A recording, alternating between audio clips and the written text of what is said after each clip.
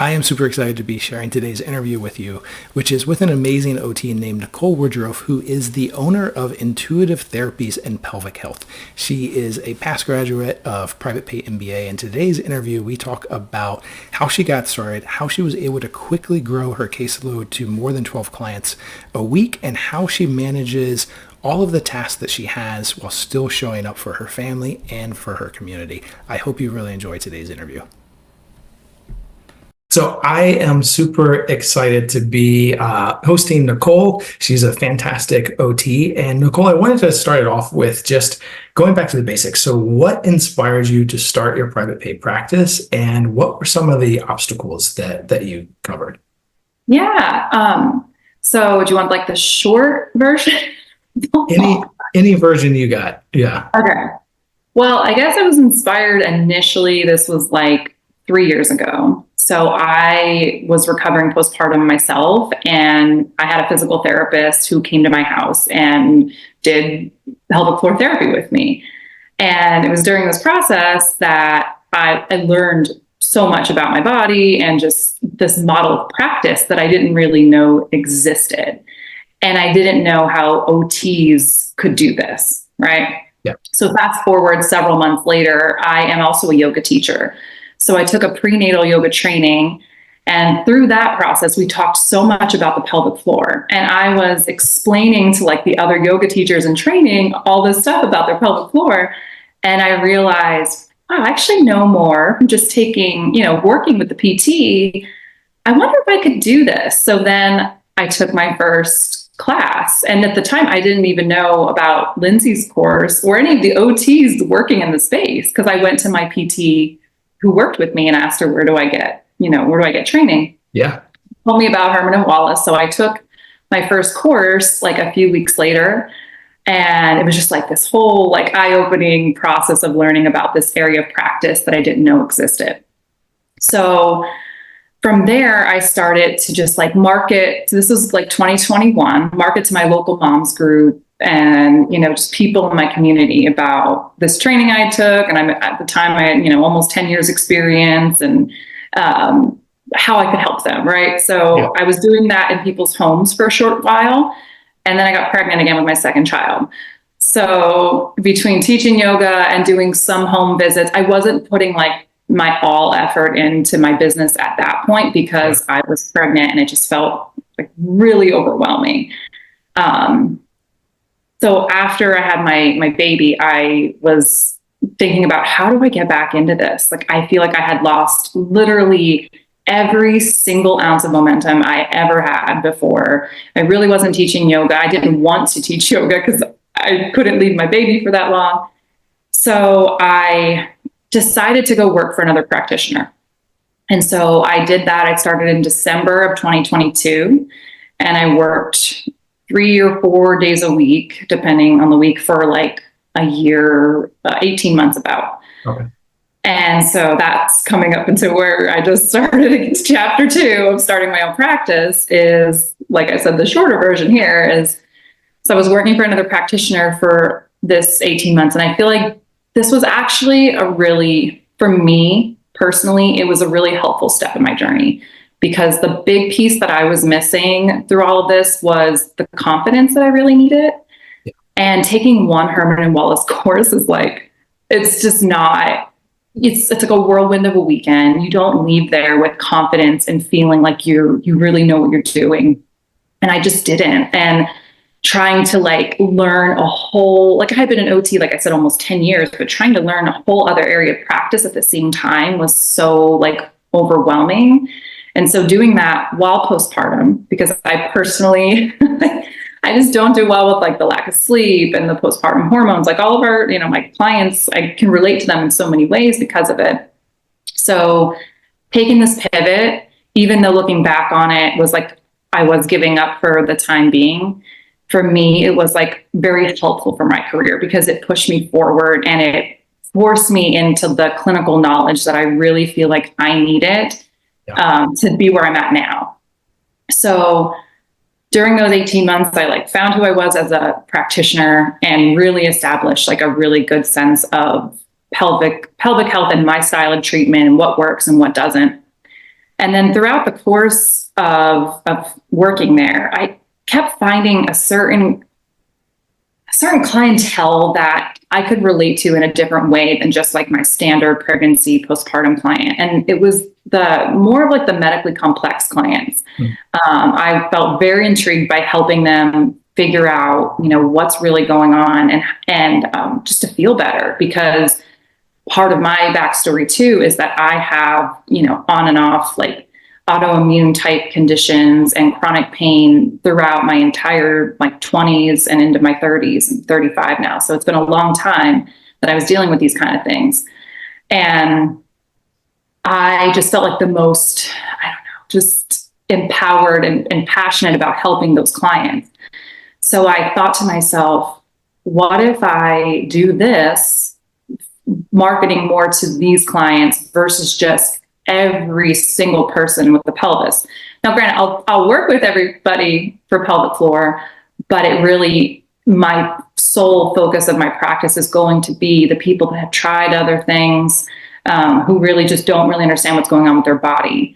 I was diagnosed with hypermobile Ehlers-Danlos syndrome in September of last year. Gosh, it's been almost a year. Yeah. And I just learned so much through that process as a patient and a practitioner. So, and I know so many people are learning more about this diagnosis now. It's being known as way more common than it was years ago. It was considered a rare disease. And so I'm marketing to people with hypermobility and pelvic floor conditions. And that's where my passion is. And it doesn't necessarily even feel like work at this point now, because I'm just so excited about it. So that is how it inspired me. It was years ago, and seeing this model of practice, and just now taking everything I've learned and being able to put it into this like unique package that is mine, the way I want to do things. And that it's just really special. And I'm really excited about the growth that I've seen so far already, just starting. Could you walk us through the steps that you've taken to acquire your first few clients, and sort of like what strategies have been working for you? Yeah.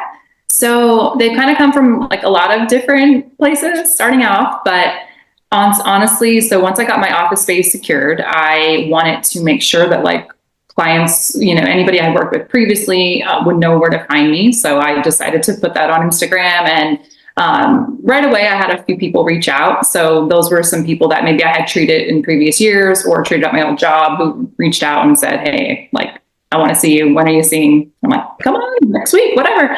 So like the first few weeks, I only had a few. But then I had some word of mouth referrals from previous clients. So people that, I think my first like organic word of like client that just came from that I didn't know prior came from Instagram. So somebody just DM'd me, my friend told me to work with you. I'm new postpartum. I have some things going on and I'd like to get on the schedule.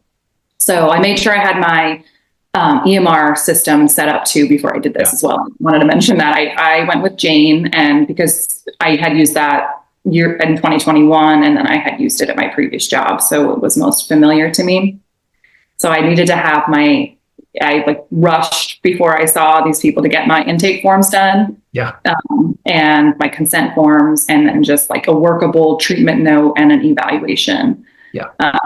And then from there, I did your course before I think this was before I started treating. I did your course. It was Memorial Day weekend. And we were out of town for a wedding, but I had a lot of downtime because I wasn't in the wedding. I was just going as a guest. So I like binged it like the whole weekend. I was just kept working through things. I think you went through it the fastest any student has ever gone through it. I worked through it really fast. I mean, there's a couple like modules I have to like look at still, but I really did. I just kept going, and just checking things off as I was getting them done. So like little loose ends I didn't have done at the time. I didn't have, my personal malpractice because I was covered under my previous job. So I had to reestablish that.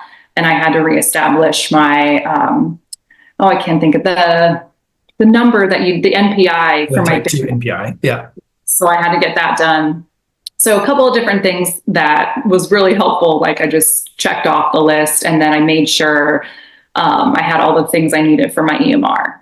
And then as clients called and scheduled, I was in a better place to see them versus like having nothing going. But I made sure that when I was ready to be seeing clients, like day one, I had all that stuff together. And then now, sorry, I didn't have my website done for a little while, but I knew I wanted to market to some physicians in July. So I was like, one weekend I used your website course, and it was like a whole Saturday, Sunday kind of affair, but I got my website done. Yeah. And then once I was on Google, now I'm getting reviews. Had some old clients write me reviews, and I'm on Google now. So I'm getting referrals that way too. Hey, I hope that you are enjoying this video. My course and mentorship program, Private Pay MBA, is the fastest way to start your OT private pay practice. Whether you are starting on the side or going all in full time, Private Pay MBA is the most comprehensive program available. But we all know head knowledge just isn't enough, right? Which is why I provide so much support and accountability within Private Pay MBA. You will join group coaching calls, get access to an incredibly supportive community, and get my personalized feedback on all aspects of your practice. If you are an OT that's in the beginning stage of starting your practice, then Private Pay MBA is for you. And if you've already started your practice, but you aren't getting the results that you want, then Private Pay MBA will give you the structure and tools you finally need to start attracting your ideal clients, gaining traction, and gaining that occupational choice. With hundreds of students, the material in this course has been field tested and quite simply just works. You'll learn how to build authentic referral relationships, market yourself ethically, and build a practice that you are proud of. You can check out more details at freedomofpractice.com/ppmba or click on the link below this video. Okay, now back to our video. That's amazing. And I think just to recap, like there's a couple of things that you said is one, you started seeing clients before you ever had a website, and that is huge because it's easy to think that there's 1,001 things we have to have done and completed before we start seeing them. But, as you mentioned, right, like you need your entity, you need your malpractice insurance. Sometimes you can even start without the EMR if you go the old fashioned, paper and pencil sort of route. But there's things that you can do. And I think the model in which you sort of attacked your practice was, I want to be up and running, seeing clients as soon as possible. I'm not going to give myself a year to get it all done. How do I get a year's worth of stuff done just in a matter of a few weeks? And then you just went through it. And it's really impressive what you've been able to accomplish in such a short period of time. And I know before we hit record, you mentioned next week you have 15 clients. So what do you think the key has been to fill your caseload with 15 clients next week sort of so quickly? Honestly, there's so many different things. I feel a lot of it is like I've done really well with forming relationships with people over the years. I feel like a lot of us OTs, this is where we excel. Like we are relationship builders. We meet people where they're at. We get on their level. We see them truly. And so I feel like I just formed such a strong bond with some of my clients over the last few years. So when the word of mouth referral that they give to their friends to come to me, it's that's really trusted. Yeah. And from where I started back in 2021, where I didn't know as many people, I've spent the last 3 years, even when I was working for someone else, I did some marketing events. I still was teaching yoga. Yeah. And I got to know a lot of people. So I think a lot of it is just being authentic to who I am and just trusting that this process is going to work out. Yes. Every time I get a negative thought in my head, I immediately shut it off by saying no, you're putting this out there to the world. This is going to work out. Just trust yourself. The clients that need you will find you.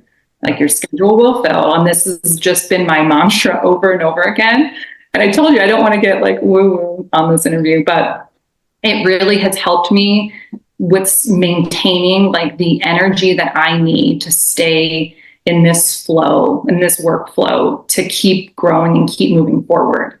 And now not every week I'm going to have 15, at least, in the near future, but I know like I'm at least having 8, and that baseline number is continuing to get bigger and bigger. Oh yeah. Yeah. So my goal would be like an ideal week would be like 20 for me. And the fact that I'm like close to being there and I've been open for 2.5, not even really 2.5 months is like, it's pretty cool. It's amazing. And you mentioned relationships, and we talk about it in the course, and I try to talk about it in the emails I send and the content. It's like marketing gets a really bad name, but it's really just relationship building. At the end of the day, it is trying to form a professional bond with like-minded practitioners, and then see what their practice is about, who their ideal clients are about, and then really showing up and serving their clients. And the more, you mentioned social media a little bit, but the more we can get offline and go to in-person stuff and make those in-person connections, whether or not that's through networking groups or just outreach to referral parties or doing community workshops, the quicker you're going to have success. Because really the measure of success for your practice is how many people in your local community know about you and want to come to you, and relationships is the key to that. Right. And going back to that a little bit. So I mentioned I was diagnosed with hypermobile Ehlers-Danlos syndrome.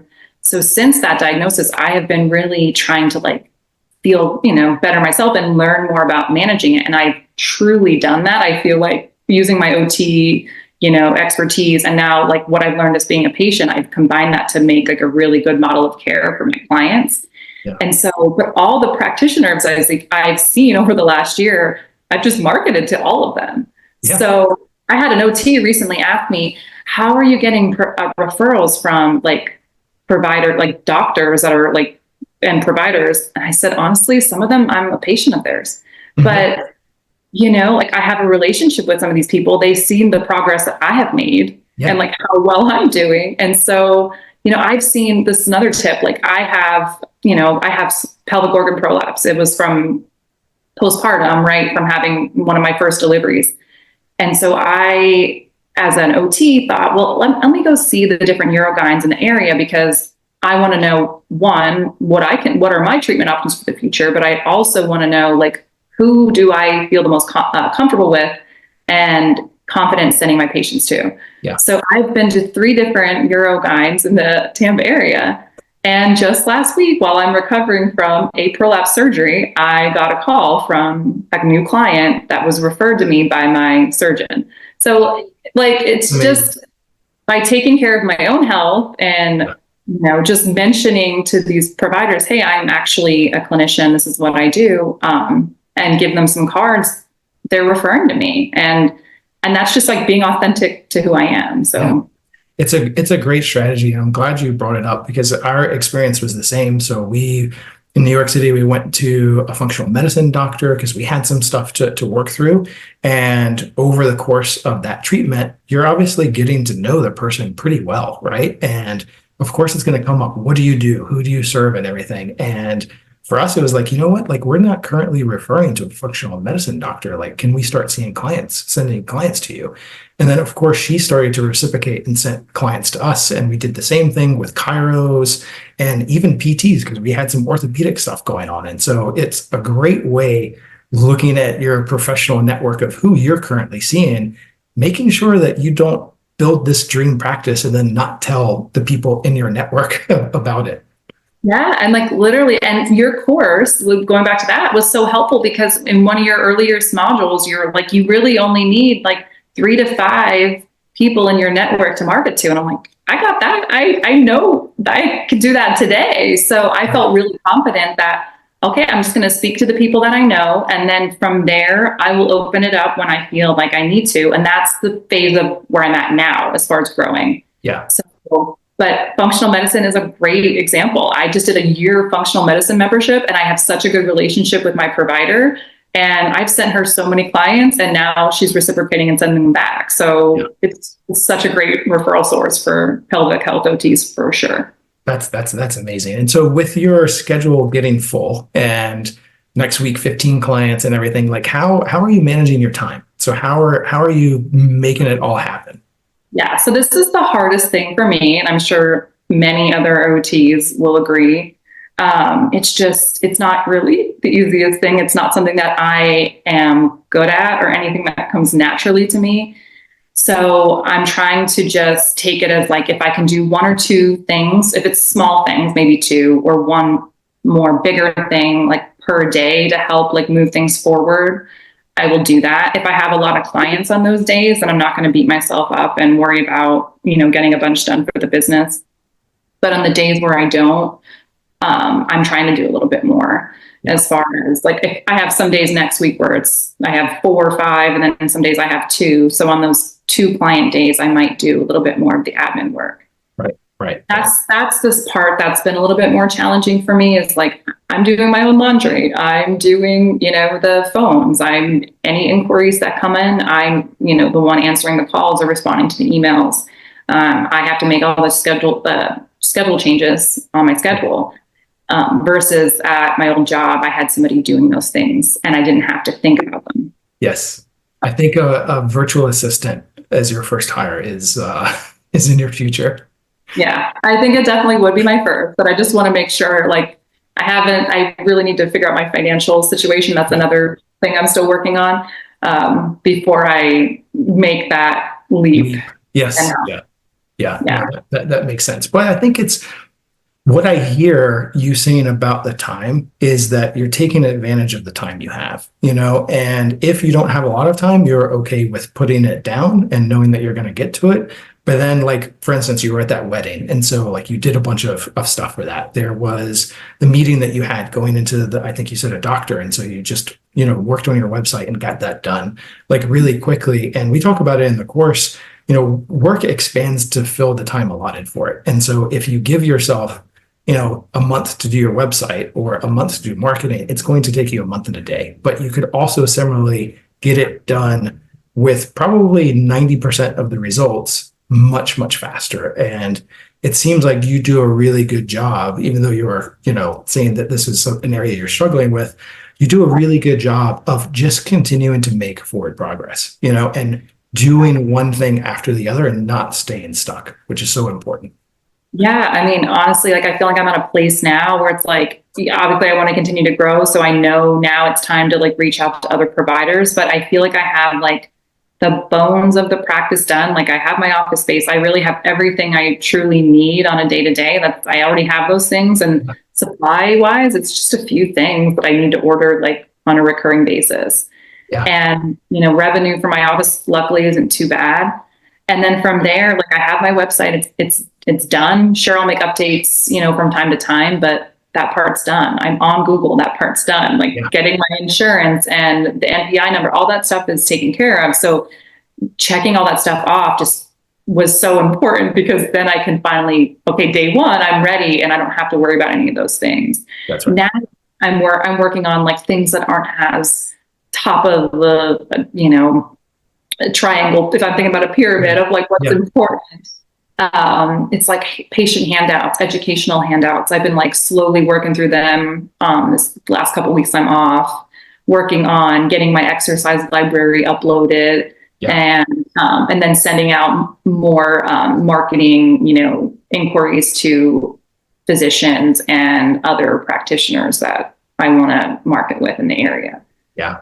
So I feel like some of the hardest stuff is over with. The only part that I need to keep working on is the financials and tracking my expenses and, figuring out my tax stuff. But other than that, a lot of the hardest stuff is getting better. And I find that I actually have more time now doing it this way versus when I didn't have as full control of my schedule in my old job. Yeah. Because I was, even if I had a client cancel my old job, I was really, supposed to be there for like this chunk of time out of my day. And I didn't have the flexibility to move things around as easily as I do now.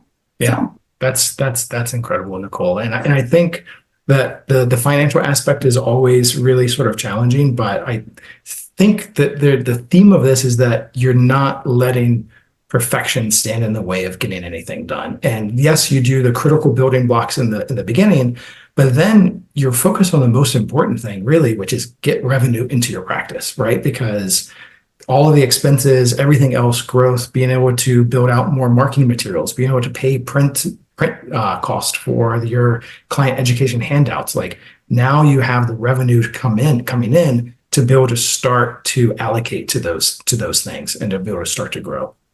Yeah, and that's so true. I should mention that because once I started making money, I haven't put any of my own money into the business. The business is just paying for the business to grow now at this point, which is cool. I haven't pulled a ton of revenue yet for like personal income, but I'm not at a place where I necessarily need to at this moment. And so my husband's been really supportive and just saying like, just keep it going and keep growing. And so I'm doing that. Yeah, that's amazing. So what would you say to an OT who's interested, curious about, opening their own private pay practice, either full-time on the side, mobile, physical location, but are kind of hesitant to get started?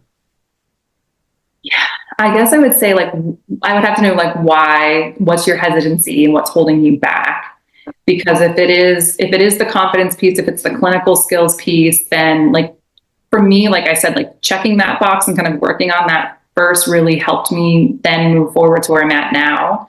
But there's so many OTs out there that are doing it and learning the clinical piece as they go. Because I have a whole network. That's the cool thing about OTs, especially the pelvic health OTs. It's such a small world and everybody kind of knows each other.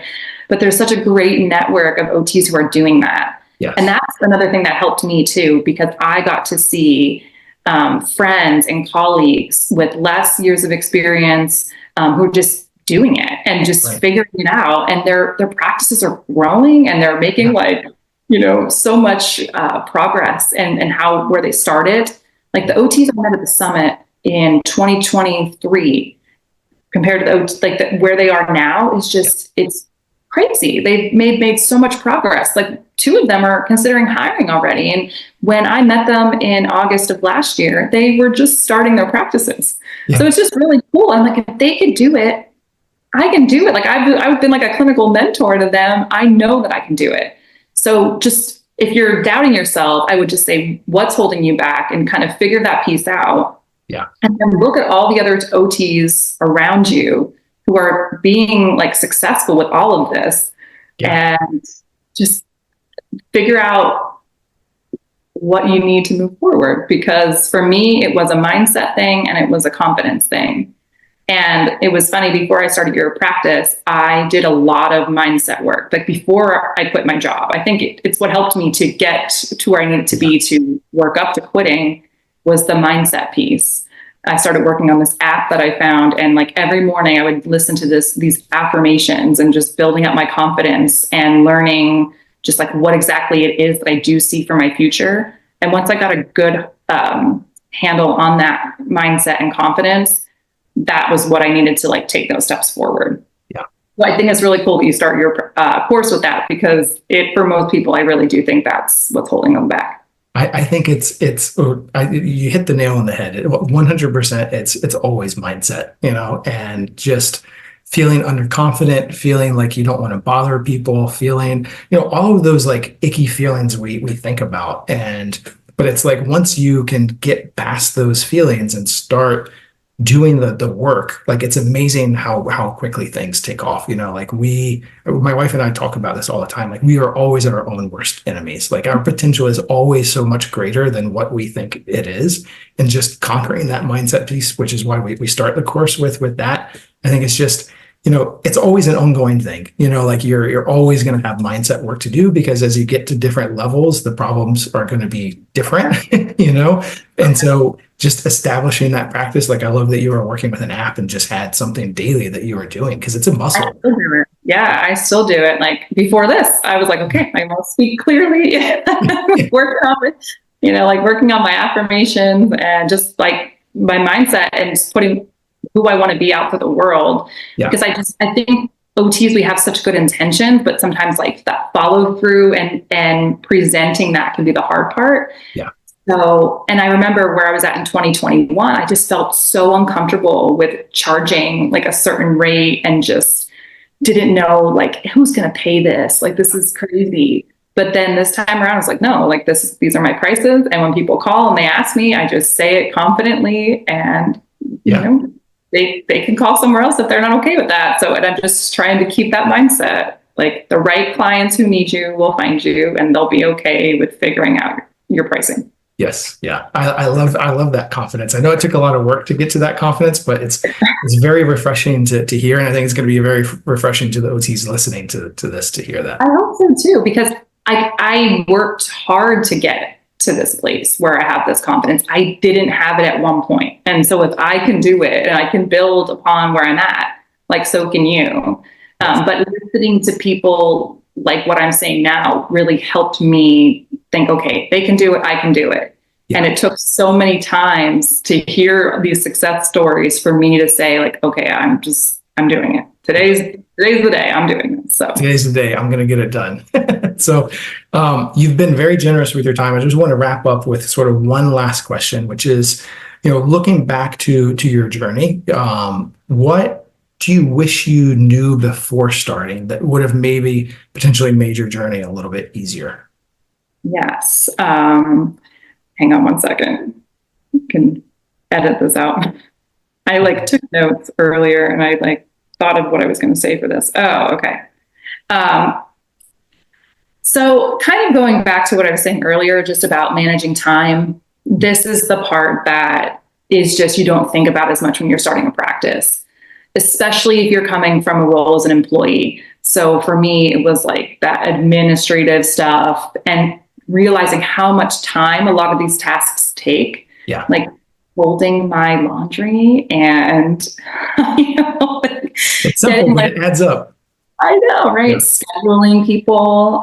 Sometimes I'll take these discovery calls and, I have it, advertised for 15 minutes, but sometimes they're longer than that, and you can't really get off the phone, and then you realize, okay, it's been 25 minutes later, and I, hopefully book the person. Most of them, I'm proud I have converted most of my calls, so I feel pretty good about that. I should track that. I need to track what my success rate is on that, but it's pretty high so far. So, but sorry, getting back on track, it's definitely the administrative stuff that I just didn't realize was going to be as time consuming as it is. If my schedule was 100% full right now, I would not have time for these tasks. Right. So I'm okay with doing them now because I'm not at max capacity. I have time in my day to work through things. But if I didn't have this time, I would need to hire because I would not be able to keep up with it all. I have 2 young kids. I'm actually getting my OTD now. I'll be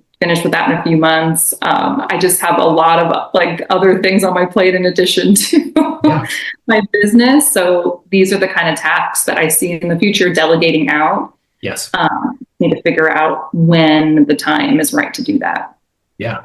Well, I think it's, the takeaway that I hear is the realization that you don't have to be the one to do everything in your practice. Maybe, and for most of us, because we're just getting started, we are doing all of the roles and we're wearing all of the hats, but quickly, and you're on that trajectory, pretty steep trajectory, where you're going to look around and go, okay, if I want to get to 20 clients a week, 25 clients a week, here's where I'm spending time that I could hire someone else that doesn't make the same amount as me for a treatment. And they're going to like it because they're probably better at those tasks, and they really enjoy doing those tasks. And I'm going to be in my zone of genius seeing the clients. And it's great you can already see that on the horizon, because many people will have trouble letting those things go and will still want to do everything themselves. And that can lead to burnout. Yeah, I definitely can't keep up if I keep going like I am right now. So we'll see how things go over the next few months. But I do think my first hire, hopefully 2025, will be an admin in some degree. Virtually. I actually talked to my mom because she's kind of early retired about doing it. So that might be something I could do too. So yeah, exactly. Well, thank you so much, Nicole, for sharing all of your knowledge and your experience today. I have no doubt other OTs are going to find this very inspiring, just like you found stories like this inspiring, to know that you could actually do it yourself. Yes, it's a risk, right? But it's typically a risk that's worth taking. And, developing that confidence piece that you talked about is so so critical. And just thank you so much for all the pearls of wisdom that you've shared today. Yeah, absolutely. Yeah. If you're thinking about starting your practice, you're an OT watching this, just do it. You can do it. Like we may not get this education in school, but if you put the time in and work on yourself and are really passionate about what you're doing, which I think most OTs are, then you will be successful. You just have to believe in yourself. Yeah. So I'm still in the process of getting there, but I'll be excited to see like where I'm at in 5 years, like looking back and watching this, Yes. but I know I'm going to get there, and that's the exciting part. So. Yes, I have no doubt you will, Nicole. Thank you so much. All right. Thank you, Dad.